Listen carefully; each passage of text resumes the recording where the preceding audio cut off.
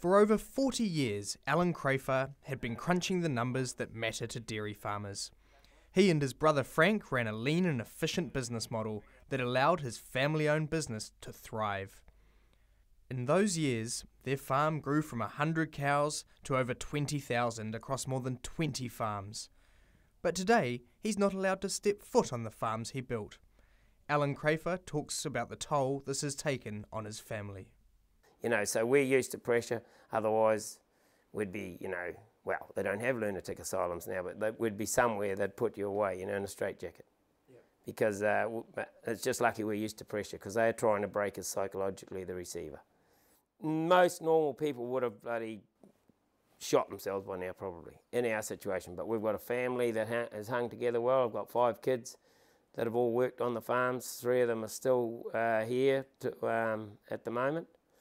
My wife is very supportive, hangs in there, my brother, even other family members and, friends and neighbours are all around the country, actually, and, locals.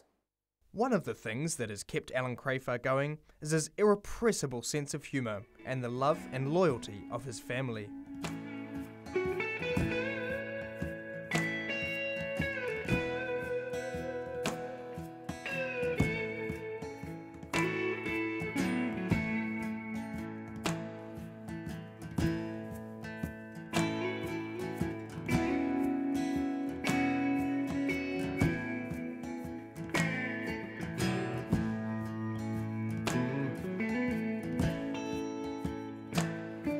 We've got ourselves into this situation. It's a lot of it's down to Frank and I and me, and it appears that I get most of the blame. But and we're determined to get out of that situation too. We've got in there.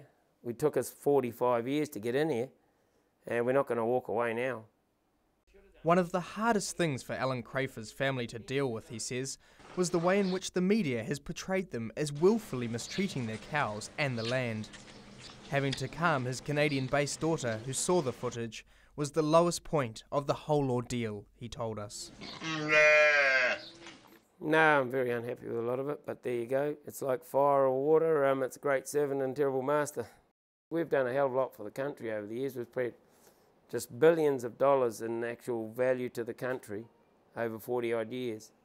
And we're getting stoned to death, basically, by the media and by the bloody commentators who don't know S from C.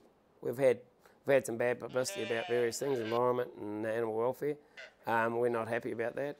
We're not happy that it even happened. But like I said to Richard Lowe this morning, you've played in rugby teams.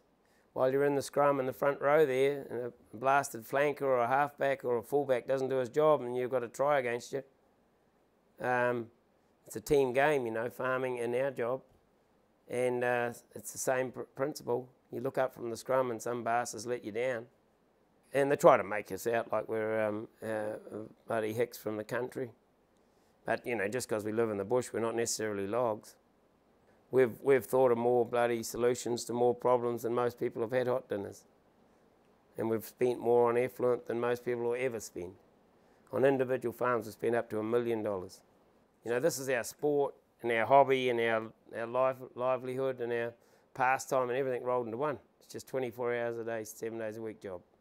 Next month, the receivers and Allan Crafar will face off in a Rotorua courtroom over his right to remain on the land he has called home for so many years. Benedict Collins, Country 99 TV News.